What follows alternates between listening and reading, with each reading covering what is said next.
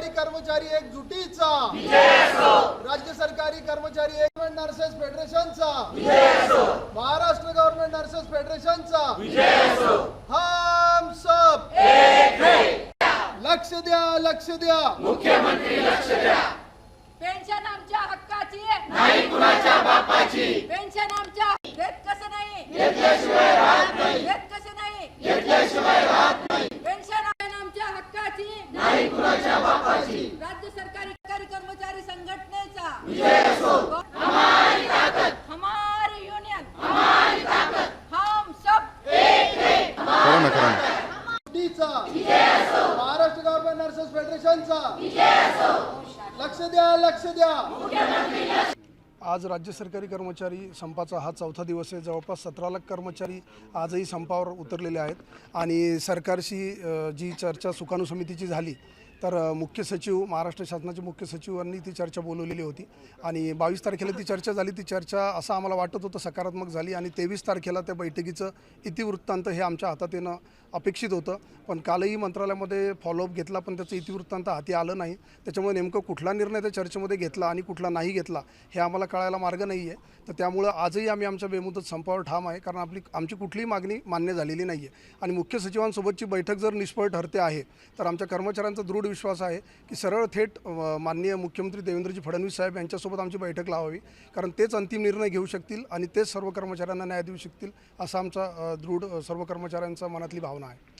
जिम्मेदारी ही प्रशासनाची आहे, कारण आम्ही पहिल्याच दिवशी जेव्हा संपावर उतरलो तेव्हा शासनाने याची दखल घ्यायला पाहिजे होती। खरं तर 15 महिन्यामध्ये जेवढा वेळा पत्रव्यवहार केला एकदाही चर्चेला बोलवलं नाही।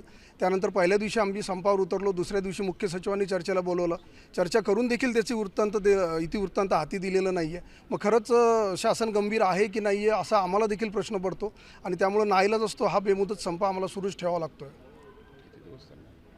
बेमुदत आहे, ज्या दिवशी काहीतरी ठोस निर्णय शासन घेईल त्यावेळेस राज्य सरकारी कर्मचारी ठरवतील की थांबायचं का हा संप कंटिन्यू करायचा।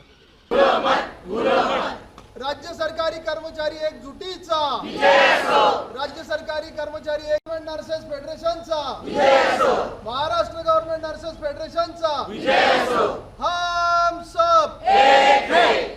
लक्ष द्या मुख्यमंत्री लक्ष द्या। पेन्शन आमच्या हक्काची नाही कुणाच्या बापाची। पेन्शन आमच्या देत कसं नाही घेतल्याशिवाय राहत नाही। देत कसं नाही घेतल्याशिवाय राहत नाही। पेन्शन आमच्या हक्काची नाही कुणाच्या बापाची। राज्य सरकारी कर्मचारी संघटनेचा विजय असो। काल मी इंदुमती थोरात महाराष्ट्र गव्हर्नमेंट नर्सेस फेडरेशनची महाराष्ट्राचे अध्यक्ष आहे।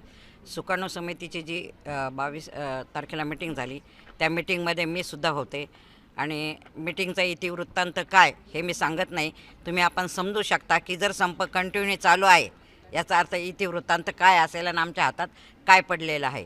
आम्हाला वाटलं होतं की मुख्यमंत्री त्या दिवशी कॅबिनेटची बैठक झाली, कॅबिनेटच्या बैठकीमध्ये सुद्धा संपाचा विषय निघाला होता, त्याच्यावर चर्चा झाली आणि मुख्यमंत्री महोदयांनी जर त्या दिवशी ताबडतोब सुकाणू समिती, कारण आम्ही सगळे मुंबईतच होतो, त्याच दिवशी जर आमच्याबरोबर चर्चा करून आमच्या पदरात काहीतरी झुकतं माप टाकलं असतं तर हा संप झाला नसता आणि रुग्णांचे पण हाल झाले नसते।